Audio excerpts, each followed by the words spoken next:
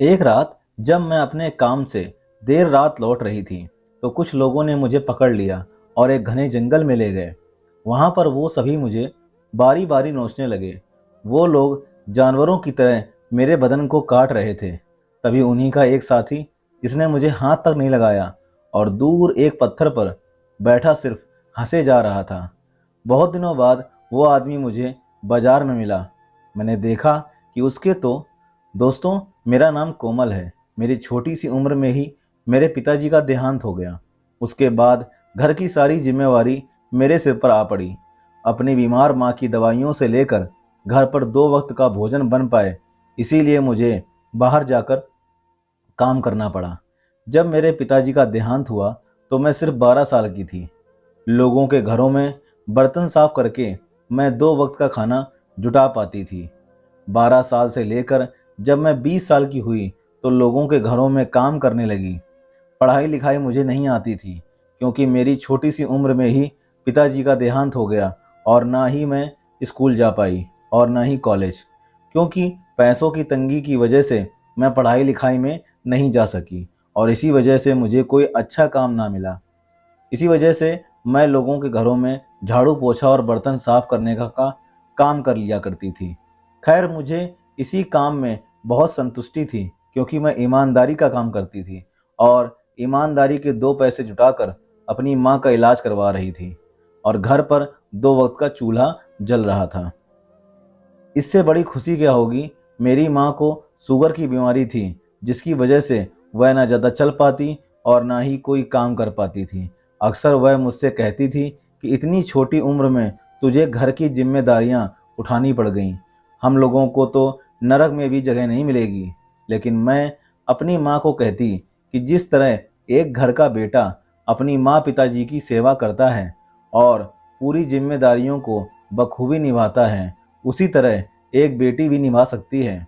और आपकी भी तो मजबूरी है। आप कौन सा जानबूझकर पूरा दिन बिस्तर पर पड़े रहते हो, और मैं आपको खोना नहीं चाहती। इसीलिए आप पूरा दिन आराम किया कीजिए और मुझे कोई तकलीफ नहीं होती है। बस थोड़ा बहुत काम करती हूँ, जिससे हमारा घर चल जाता है। यही काफ़ी है और कुछ नहीं। तभी एक दिन मेरे चाचा जी हमारे घर पर आते हैं। दरअसल जब से मेरे पिताजी की मौत हुई है, उसके बाद से मेरे चाचा चाची हमारे घर पर नहीं आए। मेरे चाचा जी का स्वभाव बहुत अच्छा था, लेकिन चाची बहुत ही गुस्सैल और कंजूस थी।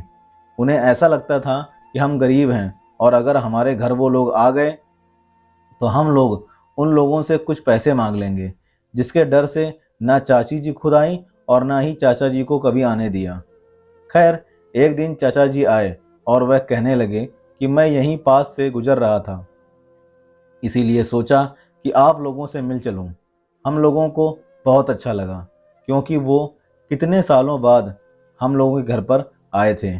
फिर चाय नाश्ता करने के बाद चाचा जी ने कहा कि तुम्हारे लिए एक काम है, अगर तुम कर पाओ तो। चाचा जी के मुंह से ऐसी बात सुनकर मुझे बहुत ही खुशी हुई, क्योंकि पहली बार किसी ने मुझे काम के लिए बोला था। तभी मेरे मुंह से इतना ही निकला कि चाचा जी, क्या हम लोग अच्छे से गुजारा कर पाएं? इतना पैसा मिलेगा? तभी चाचा जी ने कहा, अच्छे से गुजारा नहीं, बहुत अच्छे से गुजारा हो जाएगा और कुछ पैसे बच भी जाएंगे और काम भी तुम्हारे लायक है। तभी मैंने अपनी नज़रें झुकाते हुए कहा कि चाचा जी, मैं ज़्यादा पढ़ी लिखी नहीं हूँ और मैंने सुना है कि अनपढ़ लोगों के लिए ज़्यादा पैसे वाला कोई काम नहीं होता। उन्हें तो बस लोगों के घर में झाड़ू पोछा ही करना पड़ता है। तभी चाचा जी कहने लगे कि यह काम तो पढ़े लिखे लोगों का है, लेकिन वह मेरे जानकार हैं। कुछ दिन तुम्हें वहाँ रहकर सीखना पड़ेगा। जब तुम अच्छी तरह सीख जाओगी, तब तुम वहाँ पर काम करना शुरू कर देना। चाचा जी की बात सुनकर मुझे संतुष्टि और खुशी तो हुई, लेकिन फिर मन में ख्याल आया कि अगर मैं काम सीखने लग गई तो घर का चूल्हा कैसे जलेगा, क्योंकि काम सीखने के चक्कर में मैं लोगों के घरों में काम करने नहीं जा पाऊंगी। तभी चाचा जी ने शायद मेरे चेहरे की बात पढ़ ली। उन्होंने अपनी जेब से कुछ पैसे निकाले और मेरे हाथ में थमाते हुए कहा कि जब तक तुम काम सीखती हो, तब तक का राशन इन पैसों से ले लेना और अपनी माँ की दवाई भी। तभी मैंने कहा कि चाची जी क्या कहेंगी? वो कहने लगे कि तुम उसे कुछ मत बताना। हम लोगों ने हाँ भर दी, लेकिन मेरे मन में चाचा जी का जो एहसान था वह भी उतारना ही था। मैंने उनसे पैसे जो लिए थे वह बेफिजूल में नहीं लिए। मैंने मन में विचार किया कि जब मेरा काम चल जाएगा और मैं अच्छे से कमाने लगूंगी और जब मेरे पास कुछ पैसे जुड़ जाएंगे तो मैं चाचा जी को ये सारे पैसे लौटा दूंगी। यही सब मेरी माँ ने भी मुझसे कहा। खैर, अब हम माँ बेटी बहुत खुश हो गए, क्योंकि मेरे इतने बड़े होने के बाद मुझे पहली बार कोई ऐसा काम मिल रहा था जिसे करके हम लोग भर पेट भोजन करके साथ साथ कुछ पैसे बचा सकते हैं, जिससे कल को कभी ज़रूरत पड़ती है तो किसी के आगे हाथ ना फैलाना पड़े। दूसरे दिन चाचा जी मुझे उस काम की जगह पर ले गए। वो एक बहुत ही बड़ी कंपनी दिखाई दे रही थी। मैंने चाचा जी से कहा कि मैं तो कुछ भी नहीं जानती और आप मुझे इतनी बड़ी कंपनी में ले आए, क्या यहाँ पर मुझे काम मिल पाएगा? तभी चाचा जी कहने लगे कि तू सब्र रख, सब कुछ सही होगा, और वैसे भी यह मेरा दोस्त है, जरूर तुझे काम पर रख लेगा। अंदर जाकर एक बड़ी बड़ी आंखों और बड़ी बड़ी मूंछों वाले आदमी के पास ले जाकर मुझे खड़ा कर दिया गया। उसका डरावना चेहरा देखकर मेरे मन में डर बैठ गया कि पता नहीं मैं इसके साथ कैसे बात कर पाऊंगी। चाचा जी ने उस आदमी से कहा कि ये मेरी भतीजी है और इसे यहाँ पर काम पर रख लो, इसे काम की सख्त ज़रूरत है। तभी वह आदमी कहने लगा कि तुम्हारी बात भी कभी टाली जा सकती है क्या? क्यों नहीं, हम लोग इसे काम पर रख लेंगे। तभी उसने एक लड़की को आवाज़ लगाई। छोटे छोटे कपड़े में एक लड़की वहां आई और उस आदमी से उसने कहा कि इसे सारा काम समझा दो। तभी वह लड़की मुझे एक कमरे में ले जाकर कुछ फाइलों को दिखाते हुए इस काम को समझाने लगी और मुझसे कहा कि अब से तुम्हें 10 दिन लगातार यहाँ पर आना है, तभी तुम्हारे दिमाग में ये सब काम जा पाएगा। अब मैं रेगुलर काम सीखने के लिए जाने लगी और मुझे धीरे धीरे काम भी समझ में आने लगा। दोस्तों, मेरा काम था कि जितने भी लोग उस कंपनी में काम करते थे उनको फाइल देना और थोड़ा बहुत कागज़ों का काम कर रहता था। इस काम के मुझे महीने के 10,000 मिलने लगे, जिससे मेरी माँ की दवाइयाँ और घर का खर्च भी निकल जाता था और कुछ रुपए बच भी जाते थे, जो आगे के भविष्य के लिए मैं इकट्ठा करने लगी। अब मैं बहुत खुश थी, क्योंकि मुझे ज़्यादा मेहनत भी नहीं करनी पड़ती थी और अच्छे पैसे की कमाई हो रही थी। वह इंसान बहुत अच्छा था जिसने मुझे शुरुआत में देखकर मन में डर हुआ था। वह हर रोज़ कभी भी कोई काम में दिक्कत होती तो मुझे समझा देता।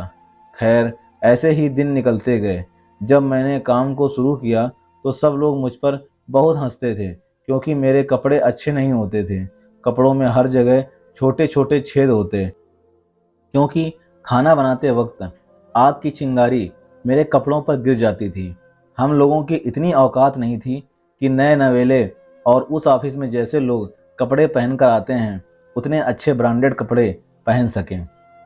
लेकिन मुझे उनकी हंसी मजाक से कोई फ़र्क नहीं पड़ता, क्योंकि मुझे मेरे घर के हालात पता थे। खैर, कुछ दिन तो उन लोगों ने मेरा मजाक उड़ाया, लेकिन बाद में सब लोग मेरी सिचुएशन को समझ गए। खैर, ऐसे ही दिन निकलते गए। अब मैं अच्छी तरह काम करने लगी और 4 पैसे भी जुटाने लगी, और अब मैंने चाचा जी को भी पैसे लौटा दिए और उनका धन्यवाद करते हुए उनका एहसानमंद रहने का बोलकर घर पर आ गई। लेकिन कुछ दिनों से मुझे वहम होने लगा कि उस कंपनी के कुछ लड़के जो वहाँ पर काम करते हैं वो मुझ पर गंदी नज़र रखने लगे। मैं जब भी उन्हें फाइल वगैरह देने जाती तो फाइल की बजाय वह लोग मेरा हाथ पकड़ लेते और मेरे सामने गंदी गंदी हरकतें और इशारे करने लग जाते। मैं उन्हें कुछ ना बोल पाती, क्योंकि बड़ी मुश्किल से ही तो मुझे इस कंपनी में काम मिला था और यह ठहरे बड़े लोग, इनके सामने मेरी क्या औकात कि मैं अपनी जुबान भी खोलूं। खैर, मैं इन सब लोगों का अत्याचार धीरे धीरे सहती रही। यह तो अब उन लोगों का हर रोज़ का काम हो गया था, मुझ पर गंदी तरह से नज़र रखना, गंदे गंदे इशारे करना और गलत बातों से मुझे तंग करना। लेकिन मैं कुछ ना बोल पाई और शायद मेरी चुप्पी का उन लोगों ने कुछ ज़्यादा ही फ़ायदा उठा लिया था। खैर, एक दिन उस कंपनी के मालिक ने कहा कि आज से काम बढ़ गया है, जिसकी वजह से कल से देर रात तक काम करना पड़ेगा, और हाँ, इस काम का तुम्हें अलग से पैसा भी मिलेगा।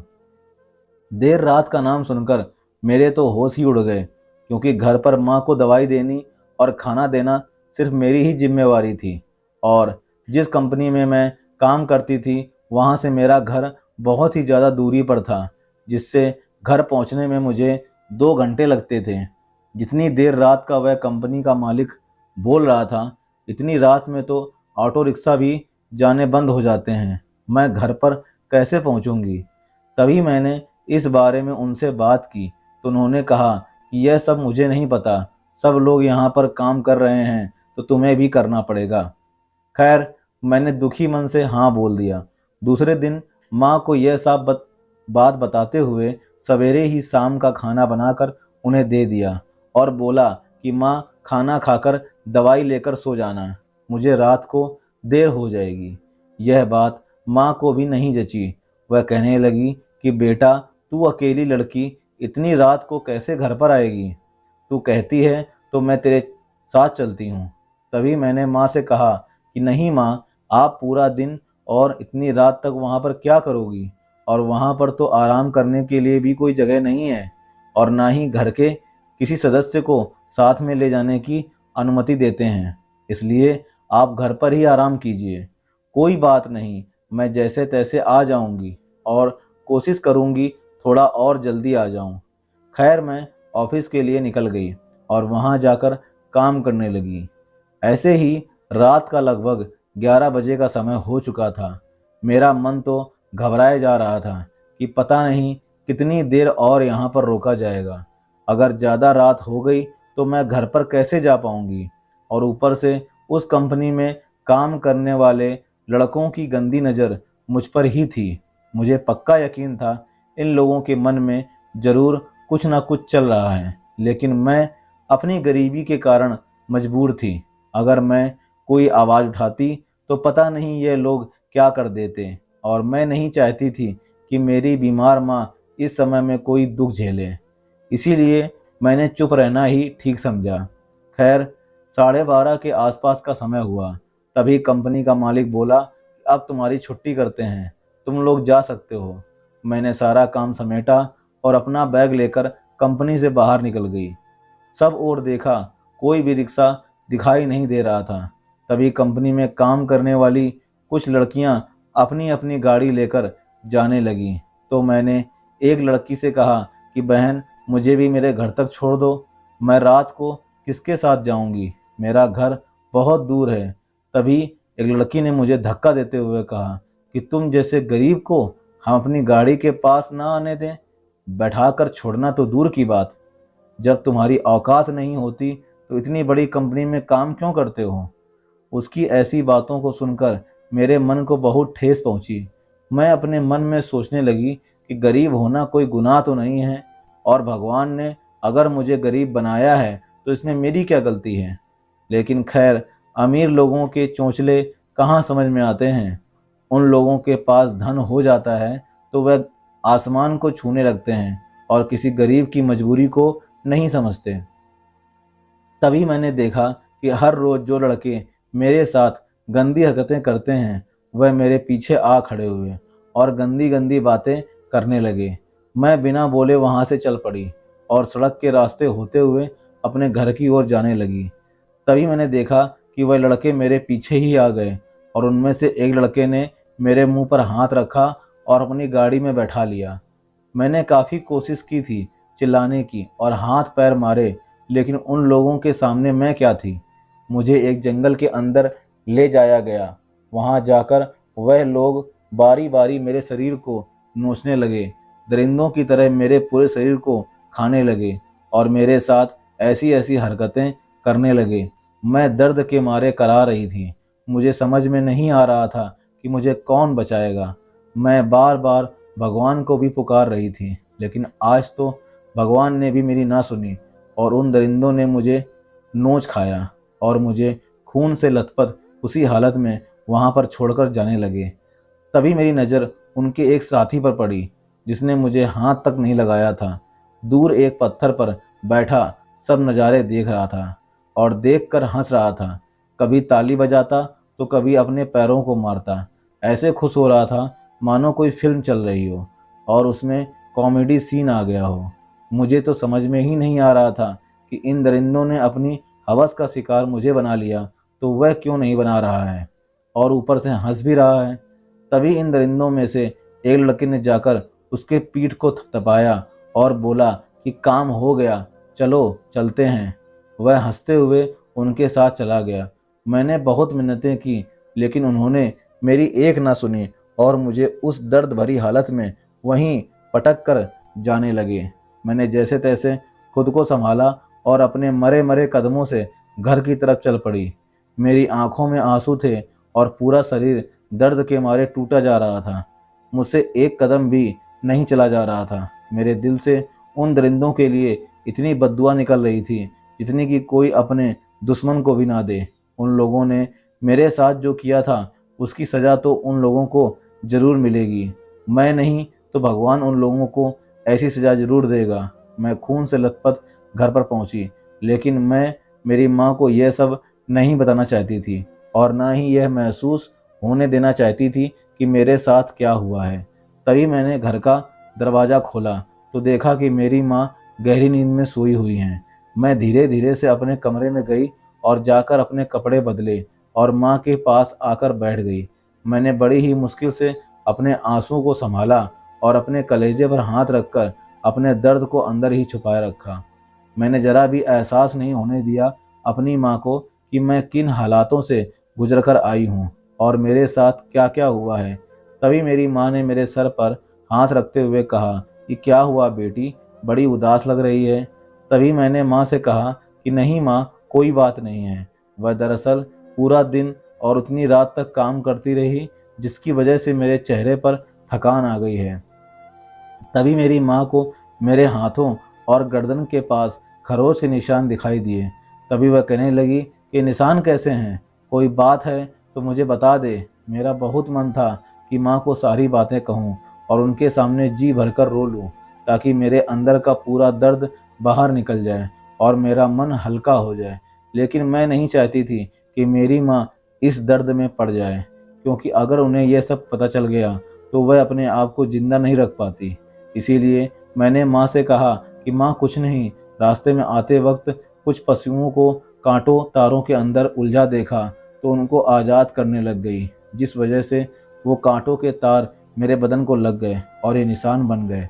तभी मेरी माँ ने मेरे सर पर हाथ रखा और बोला कि बहुत अच्छा काम किया बेटा तूने, तू तो मेरी सबसे अच्छी और लाडली बेटी है। इतनी रात को इतनी थकी हुई भी दूसरों की मदद में लगी थी। अब तो मुझसे रहा ही नहीं गया और मैंने खाना खाने का बहाना बनाकर कमरे में आ गई और ज़ोर ज़ोर से रोने लगी। मेरे अंदर इतना दर्द भरा हुआ था कि मैं अगर किसी को बताने बैठूं तो सामने वाला भी रो दे।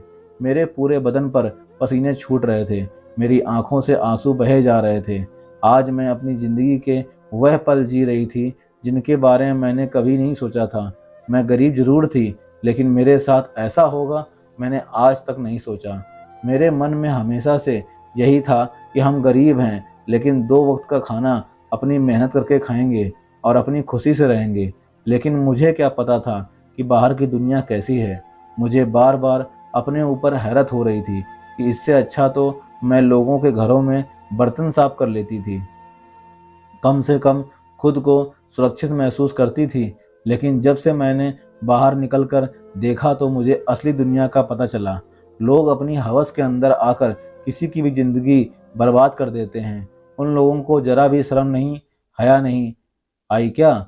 उनके घर में माँ बहन नहीं है जो उन्होंने मुझे इस तरह नोच खाया? खैर, मैंने यह बात किसी को नहीं बताई क्योंकि मेरी माँ को मैं खोना नहीं चाहती थी और ऊपर से इतनी बदनामी का डर, क्योंकि वह लोग अमीर थे और अमीर लोगों को कोई खास खतरा नहीं होता है। अब मुझे समझ में आ गया था कि जीवन में पैसा होना कितना ज़रूरी है। गरीब लोगों को तो हर कोई अपनी ठोकर का शिकार बना ही लेता है। अगर पैसा पास में होता तो मुझे शायद इस तरह से इस चीज़ का शिकार नहीं होना पड़ता। मैं भी उन लड़कियों की तरह बड़ी गाड़ी में बैठकर घर आती, उसके अंदर मैं सुरक्षित रहती। मैंने इन सब बातों को भुलाने का फैसला किया और दोबारा उस कंपनी में ना जाने का सोचा। मैंने दूसरे दिन चाचा जी के पास जाकर बोल दिया कि मुझे उस कंपनी में काम नहीं करना। तभी चाचा जी कहने लगे कि क्या हुआ बेटी, अभी तो तुम्हारे पास पैसे जमा होने शुरू हुए थे। मैंने अपने मन में सोचा कि ऐसे पैसों का क्या जिसमें मुझे अपनी इज्जत की नीलामी करनी पड़े। इतने दिन मुझे यह खुशी थी कि मैं एक अच्छा काम करने लगी हूँ। अब हमारा घर अच्छे से चलने लगा है, दो पैसे भी पास में जुड़ने लगे हैं। लेकिन मुझे क्या पता था कि एक काली रात ऐसी आएगी जो मेरा सब कुछ छीन लेगी। खैर, मैंने कोई ना कोई बहाना बनाकर चाचा जी से बोल दिया कि मुझे नहीं जाना, आप अपने दोस्त से कह दीजिएगा। तभी मैं लोगों के घरों में फिर से झाड़ू पोछा का काम करने लग गई और उसी से संतुष्ट हो गई। अब इस बात को गुजरे पूरा 1 महीना हो चुका था।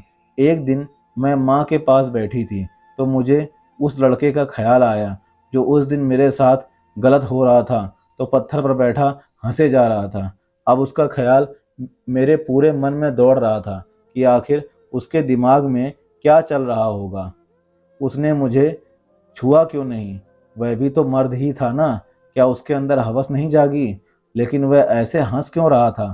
पहले तो मुझे लगा कि वह दिमागी हालत से ठीक नहीं होगा, लेकिन फिर मुझे लगा कि अगर वह दिमागी हालत से ठीक नहीं होता तो इतनी बड़ी कंपनी में काम कैसे करता और वो दरिंदे उसे अपने पास कैसे रख लेते? उसे तो कब के भगा देते। फिर मेरे मन में आया कि हो सकता है उन्हीं की कोई साजिश हो।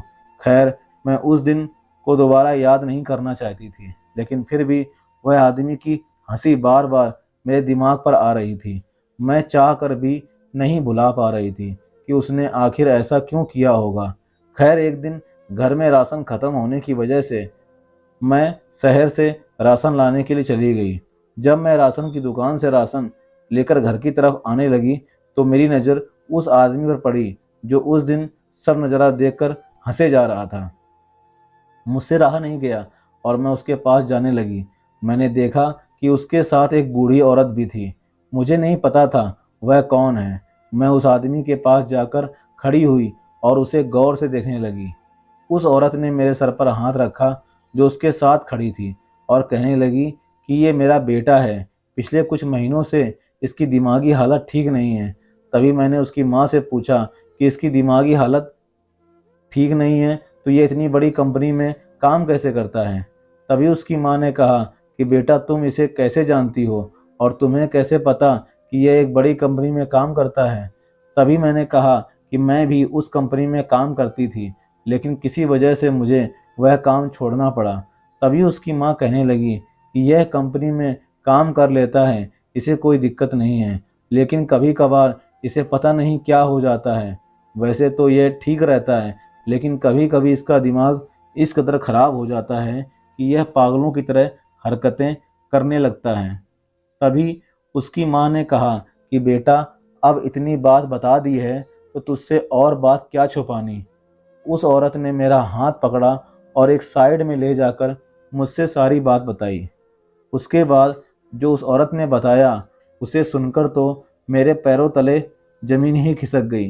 वो कहने लगी कि मेरे बेटे की शादी 2 साल पहले हुई थी, लेकिन कुछ गुंडों ने इसकी पत्नी की इसी के सामने इज्जत लूट ली और उसके बदन को नोच कर खा गए और उसे मार डाला। तभी से यह ऐसा हो गया। यह जब तक दवाई लेता है तब तक ठीक रहता है।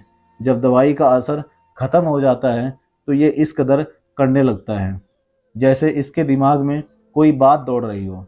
अभी मुझे सारी बात समझ में आ गई थी कि यह उस दिन हंस क्यों रहा था। शायद उसे मुझे अपनी पत्नी दिखाई दी होगी और इसके दिमाग में फिर से कोई दिक्कत आ गई होगी जिसकी वजह से यह हंसने लगा था और पागलों की तरह हरकतें करने लगा था। फिर मैंने उसकी माँ से कहा कि क्या उन दरिंदों को पकड़ा नहीं गया? तभी उसकी माँ कहने लगी कि हमारे पास इतने ज़्यादा पैसे नहीं थे और मेरा बेटा भी दिमागी हालत से ठीक नहीं था। अगर वह ठीक हो जाता तो यह सबूत और गवाह दोनों बन सकता था, लेकिन मेरे पास इतने पैसे नहीं थे कि मैं इसका इलाज करा सकूं। बस थोड़ी बहुत दवाई दिलवा सकती हूँ।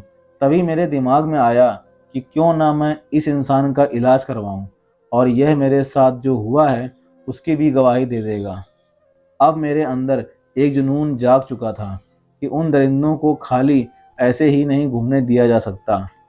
उन्होंने मुझे शिकार बनाया, आगे किसी और लड़की को बनाएंगे। तभी मैंने सारी बात अपने चाचा जी से कही, और मेरे चाचा जी ने कुछ पैसे की मुझे मदद कर दी। मैंने उस आदमी का इलाज शुरू करवा दिया, और भगवान की कृपा से थोड़े ही समय में उसका दिमाग बिल्कुल सही हो गया। तभी उस आदमी ने मुझसे कहा कि मुझे माफ़ कर दो। उस समय मेरी हालत सही नहीं थी। अगर मैं नॉर्मल होता तो तुम्हें ज़रूर बचाता। तभी मैं उस आदमी के साथ पुलिस स्टेशन गई और हम लोगों ने रिपोर्ट करवाई। पुलिस ने हमारी बात को बड़ी ही गहराई से सुना और तुरंत उन दरिंदों को पकड़ लिया। उस आदमी ने गवाह दी और सबूत भी दिया कि वह उस वारदात के समय मौजूद था। अब उन दरिंदों को कड़ी से कड़ी सजा मिल रही है। उस दर्द से ज़्यादा अब मुझे इस चीज़ की खुशी हो रही थी कि मुझे इंसाफ मिल चुका था, और उस बेचारे दिमागी हालत से खराब इंसान को भी मैंने ठीक करके भले का काम किया था। दोस्तों, कहानी कैसी लगी कमेंट बॉक्स में कमेंट करके ज़रूर बताइएगा, और अगर मेरे चैनल पर नए हो तो चैनल को लाइक, सब्सक्राइब और शेयर करना बिल्कुल मत भूलिएगा। साथ ही साथ आपके दाहिनी तरफ एक बेल आइकन है, उसको दबाकर ऑल पर सेट कर लीजिए, ताकि आपको मेरी सारी स्टोरीज सबसे पहले आपके चैनल पर उपलब्ध हों। दोस्तों, मिलते हैं इसी तरह की सच्ची और अच्छी कहानी में। तब तक के लिए दोस्तों, जय हिंद, जय भारत। खुश रहिए दोस्तों, आबाद रहिए।